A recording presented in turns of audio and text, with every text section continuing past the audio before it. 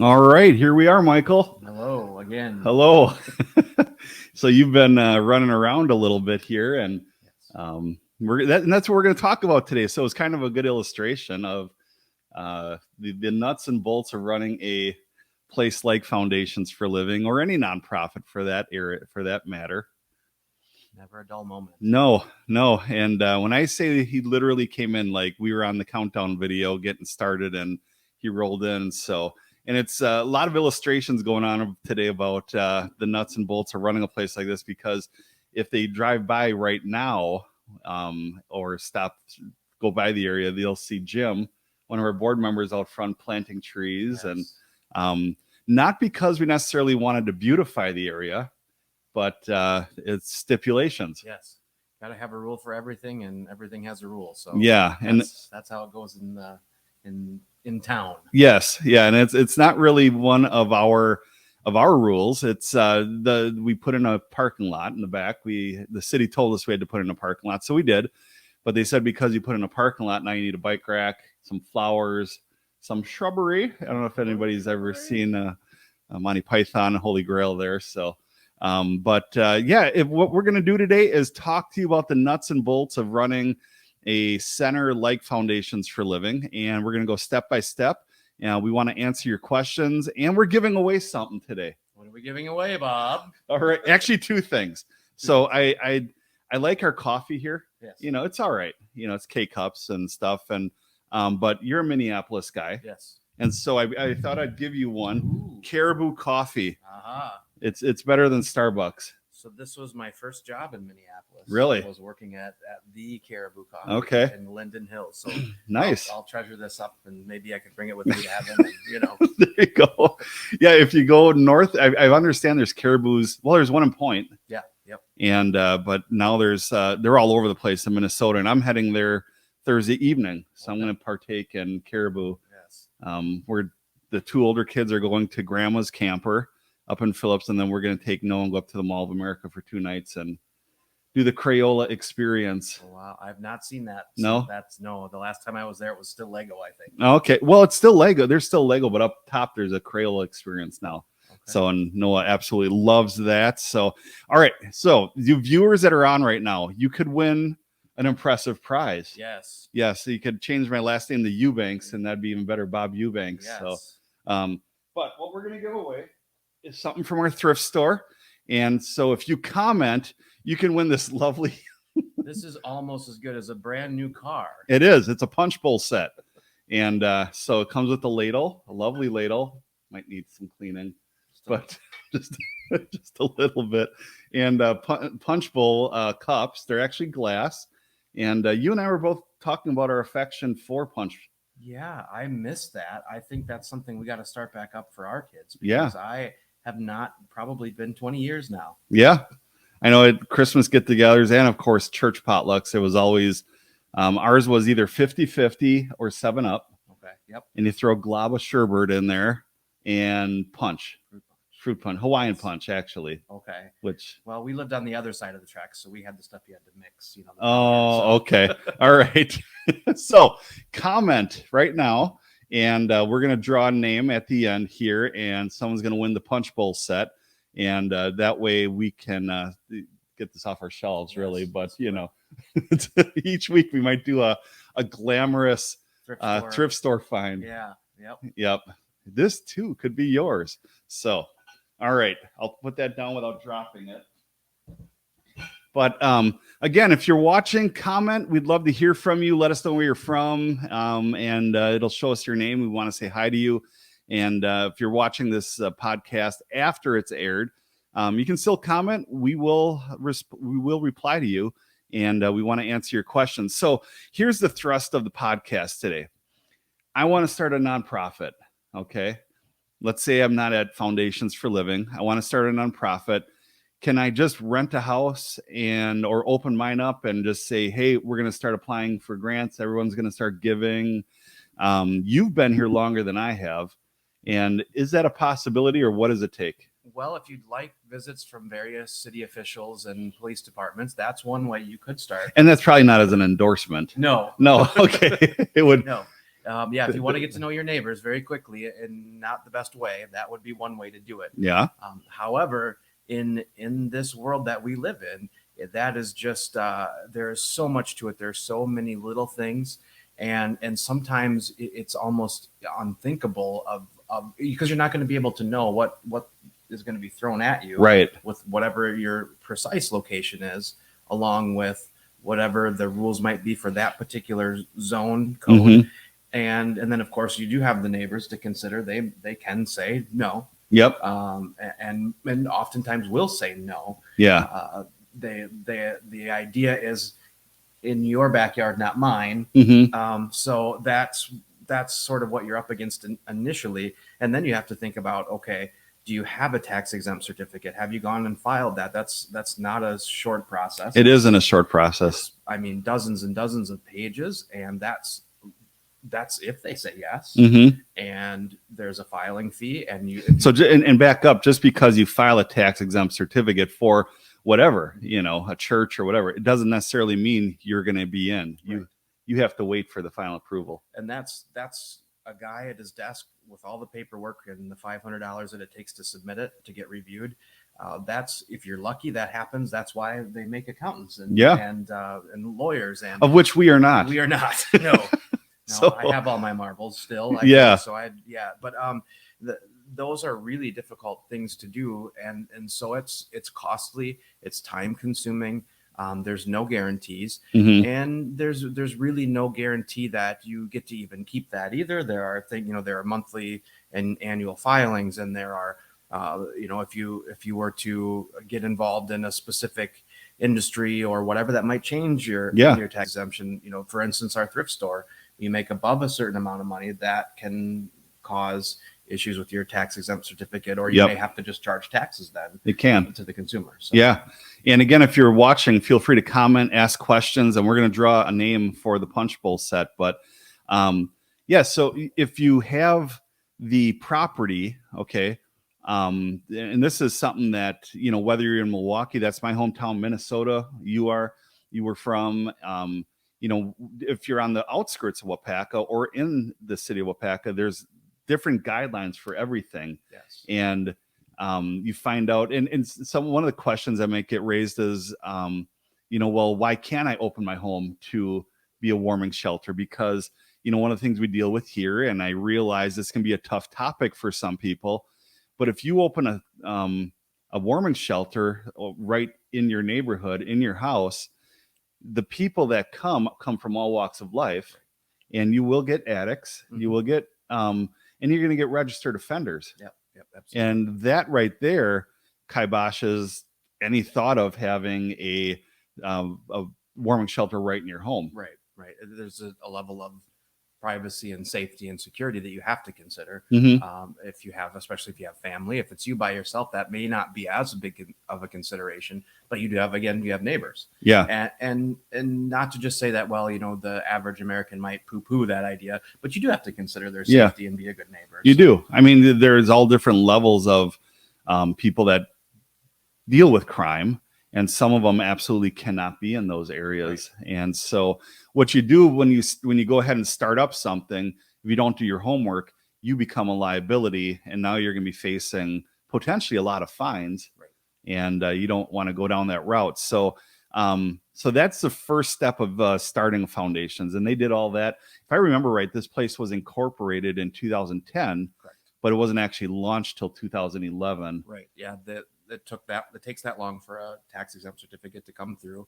And then you have to speak with the people that are on your governing council, whether that's a township board or city council like we have here, and they have to sign off on that and say yes. And then you run into things like, okay, sure, but put in a sprinkler system or put in a parking lot, or and the average person, unless you've saved well, those things are expensive. They are. Yeah. I mean, our parking lot alone was in the thousands. Yeah. Oh, yes. And that was using recycled stuff. But what's amazing then is, like we're talking about today, the nuts and bolts of running a center like this is that, okay, so you got your parking lot, right, but all of a sudden now there's other stipulations when you do an upgrade. That's why, as we mentioned earlier, Jim is out front planting trees, right, to beautify the area. And Okay, so we want a sign. Okay, there's another thing. If you're gonna start a center, you need to advertise, but there's stipulations for that as well. And the church I pastor, we've jumped that hurdle plenty of times, and we really do. This isn't a slam against our city. We really do have good officials, and they just want to make sure all the I's are dotted, T's are crossed, and yeah, I mean, it takes a special person to be able to sit down on and have your municipal codes. Yep. And be able to, first of all, read them and understand them. That takes a special person. And then secondly, to know what liberties you have, and how can you help the shelter stay in business, but also not get to the point where the state would want to step in, right? Such as a sprinkler system. Yeah. So obviously, with our building the way we have it set up, and the fact that it's a relatively low combustible building, there's not, it's just drywall and no cement. basement. It's just a slab. No actual hardwood. It's all metal 2x4s in the. So our city officials would probably look at that and say, yeah, it's pretty low risk, but in order to have the state from stopping the state to step in, we're going to have you do these few things. Yeah. So and to just know and to have to deal with the people that are always going to push the limits, and then the people that are just going to flat out ignore it and hope to not get caught. And so there's in those positions, those are not easy jobs either, I suppose. And let's just say, if you do something in a smaller town, you will get caught. Oh yes. I mean, it's just it's word of mouth. Someone's gonna, and these days, all it takes is you to start something without going through the proper channels. You post something because you're excited on Facebook. Right. That's it. You've just sealed your deal. And honestly, regarding the combustibility of this place, you would argue that even the studs are metal. Yeah. So studs are metal. The sheetrock is fire resistant, pretty much fireproof, and then everything is divided by cinder block walls. So it'd have to be pretty hot to get that stuff. It would be going. Yeah. We want to welcome your questions. So if you have a question for Michael and I, it can be anything regarding the what we do here to who's our favorite superhero. We'll address your questions, but again, we're going to draw a name to win the illustrious Punch Bowl set from our thrift store. We'll give that out at this show here. But comment, we'll put it up on the screen and we'll get to it. So you go through the channels, you get your nonprofit. Okay, you get your license to do that. You get your FEIN number, tax exempt certificate. Now you got to fund the thing. Right. And you will, because by default, people, there will be people that give to your vision. Right. Okay. So $100 check, could be more than that. But the money to run a foundation really comes from our grants. Right. Right. And maybe you could speak to some that got, I mean, you spearheaded our IT grant. Right. And that was huge. Yeah. Those are the things that you don't think of oftentimes, or what comes around to get you. You might, we raise funds for building and maybe even an employee to work there. And now all of a sudden you're like, we have to have computers and network and security system and phone, and all those things, phones. And all of a sudden you're looking, and now, just for IT, we're talking $30,000 to jump in, and then a $20,000 to $30,000 a year budget for just that every year. Yeah. And so now you look at the job you might have and go, okay, well, there goes all my income just for that one specific sector. And so you have to be able to explain that need to a grantor and give them a good reason why this is something that you should do. And there are a lot of really generous foundations that are out there that will jump to meet those needs. But if you don't have any experience in asking, if you don't have any experience in actually writing the grant, and you need to have your ducks in a row, or they will just jump to the next place that's submitting it. And I can tell you firsthand, grant writing is just more than sitting down and writing a story. Yes. I've been denied. Yeah. But we've also have received quite a few, and it's so you have their utilities around the place, your phone, you have your internet, you have computers, the very fact that you have to invest in signage, all of that stuff really takes, and you're not going to do it all yourself. No. And so that requires staff. Yeah, it needs staffing, and those people need to be paid. And since you're not selling a good per se, you need someone that will be able to jump in and help you with getting funding for that. And oftentimes that comes in the form of a grant. Usually fundraising, you can, in a community this size, you can do well. Yep. But you're not going to be able to do the best job that you can do with the right people in the right amount of time without foundations. Right. And that's this that I was looking for a picture on my phone here because I want to put it up and brag on Val just a little bit, but I cannot seem to find the photo anywhere. Of course, it was a last minute thought. So, oh, here it is. So what I'm going to do is put this up here because when we're talking about people that help run a foundation, you know, and to make it run smoothly, it really takes quite a few people. And you know, one of our people that we really have scored big time with, has been a blessing with, is our office manager. Yes. You know, Val. She's been doing a fantastic job at that. And you know, here again, she came in, you know, probably December. Yeah. Yep. And she had quite a bit of experience. And, you know, in years past, we've been a part of the parades in Waupaca. We've been a part of the 4th of July, which one were Manawa Rodeo, Parade, yeah. and more than that. But I came into foundations a couple days before the parade just to get everything lined up, flyers wise, thinking, you know, I also pastor a small church, and you will soon be as well. And you know, a church that's going to be growing and stuff, but you wear many hats. Yes. And so it was a relief to come into this. Here, I'll put the picture up. This is what Val did. You know, it was just everything's there. That's another special skill set that I don't possess, which is called detail. Exactly. I mean, she had it down to like the numbers, you know, the first half of the parade, second half of the parade. Yes. And she just did a phenomenal job getting all those ducks in a row for us. So we're very thankful for her. But, you know, our other staff members are, we have Jane, who manages a thrift store. We have, and I realize a lot of foundations, you know, like Foundations for Living, they won't necessarily have a thrift store. They'll take donations and stuff. Right. So that's a special aspect of our organization.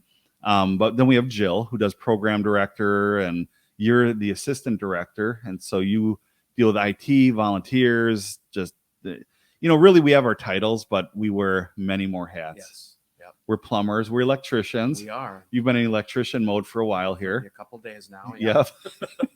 So, and so it takes volunteers to run. Now, regarding the grants, to back up a little bit, you have your license, your nonprofit, all of that stuff. Now, the way the government works, you have to apply for other numbers as well. There's the UEI number, which is really the gold standard in numbers for applying for grants. It used to be your DUNS number, DUNS, but now you have the UEI number, which we have, and we've just reinstated. And that is, so in other words, if you go in to apply for a grant and you don't have those in place, they won't even look at you. And those are necessary to an extent. I mean, there have been people that have ruined or made it challenging, anyways, to get these grants and to keep your nonprofit status because they chose to use it for funneling money for politics or supporting a particular political cause. And so that, as people would just blur those lines enough, there has to be some way to separate the wheat from the chaff, so to speak. And so that's the way that they have to do it. And so because of people making those decisions, making those choices, we now have to then jump through a bunch more hoops to get those numbers so that we can even be considered.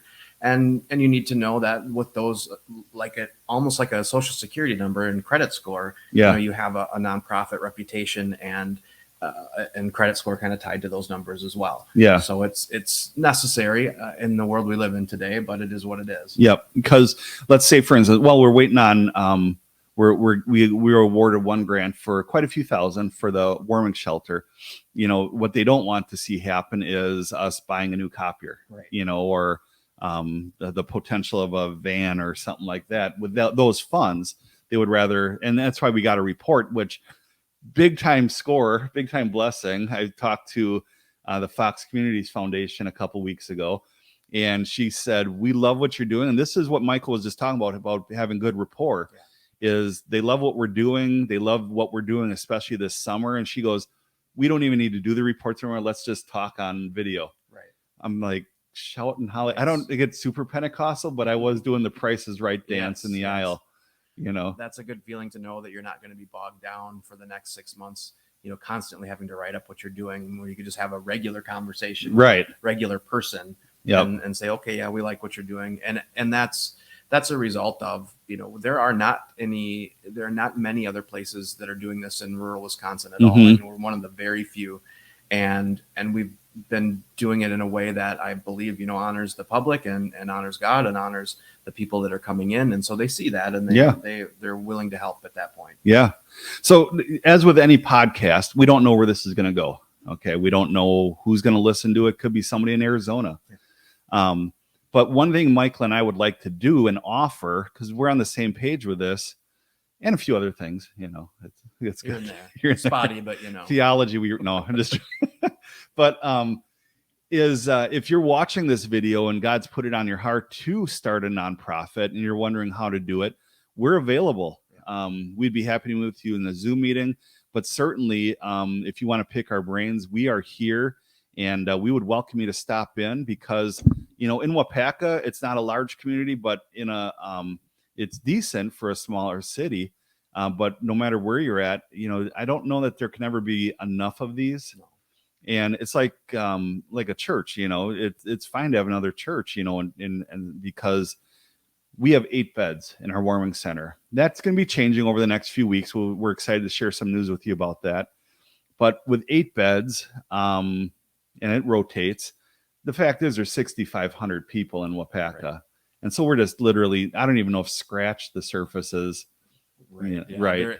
And there's all the homelessness, I think, that we don't see. When you get reports from the school district saying, sometimes upwards of a third, of students are, at least by statistical criteria, homeless, which means they don't have a bed and a dresser. That's really all they're looking for. Yeah. And so if they don't have a bed and a dresser, they're not considered, they're considered to be homeless, unless they're in their own, like in their own parents' home. Yeah. So there's a lot of staying with relatives, staying with friends, staying with different, family members in order to get through. But oftentimes that looks like there's the couch and a cardboard box that, or whatever you need to put your clothes.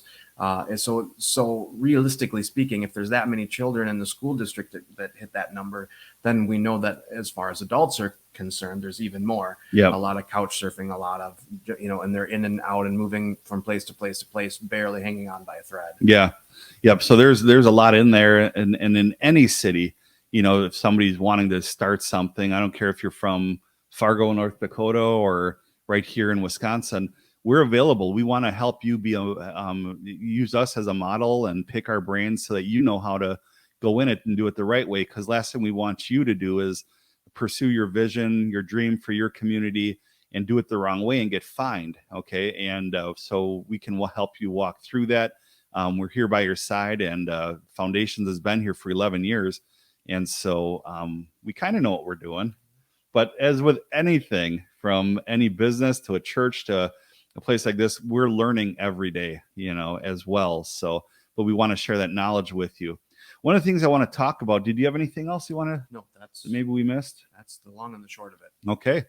One of the things I want to mention at the end here is that we have Foundations Fest coming up Saturday, August 6th. Michael, your church is playing. We are. We're doing some jams outside, and we'll probably have a mix of contemporary Christian and just some regular everyday music. Nice. Just to kind of mix it up a little bit. And so I would say to definitely come down. That's going to be a great time. We're going to have a lot of fun. It's August, so it's going to be hot. So we're looking forward to some brats and some ice cold water. And I was even told there's even a possibility that someone's bringing a slushy machine. So that would be a big deal. That is a possibility. Yeah, that'd be awesome.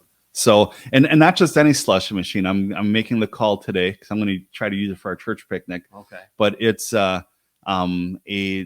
from Sundrop. Okay. So they take the Sundrop soda that you put in your slushy machine, unless you're thinking of something different. But yeah, it's pretty amazing. It's a little bit of heaven on earth. Yes. And then the church I pastor, Radiant Fellowship, is going to be providing all the meat for the cookout, and we welcome any other churches. I don't want to. Well, we're both kind of edgy guys. I'm kind of surprised that we don't have more church involvement. Yeah. We did email 60 some churches to get involved and be here on premises. That we want to promote. This is not Foundations for Living is not a church. Right. We encourage other churches to get involved, and at the very least, even at Foundations, have your pastor here, have a board member here handing out flyers to your church, because we want to promote all the churches in our area. And so if you're watching this, your pastor hasn't gotten in touch with us, and we're the only 2 pastors that have gotten involved so far that we know of. Let us know. We'll get you plugged in. We'll let you share your resources, hand out flyers, whatever you want to do. But we're going to give out school supplies as well, and there'll be a lot of cool things. The Salvation Army mascot's going to make another appearance. That's a lot of traveling for that guy. It is. It is. And surprisingly, in the parades, people were excited to see the Justice League, but they clapped when they saw the Salvation Army guy. It's a blessing to be able to be associated with Salvation Army. Mhm. Everybody knows the logo. Yeah. Everybody knows the kettles and the Christmas time bell ringing and all that. Yeah. And so it's just what a fantastic partnership. And chances are, if you come into our center, because we've worked out a partnership with them, if you come into the center, you need gas or a food voucher or rent utility assistance, it's because we work in collaboration with them, and you're probably going to be getting the help from them through us. Correct. To do that. So that's something to think about too. If you're thinking about starting a center, look at partnerships, because it really helps what you do and brings a lot of attention to your center rather quickly. So, all right, Michael, I think we have things to do. All right, I think so. And you're still working on the locks? Yes. All right. Jim's digging holes out front. I got 2 teens running around here trying to figure out what to do. Anybody that wants to help, come on down. We'll Yes. take you as Yep. you are right now. Stop on down. And nobody commented. Nope. So I think we're going to have to give the punch bowl away next week. Yep, I think so. And but again, if you want to stop down, volunteer, if you want to give towards this program, it's all gifts are tax deductible. And we welcome any amount. Every bit helps to make this place happen. So all right, you guys have a good day. Thanks, Michael, for joining us. Thank you.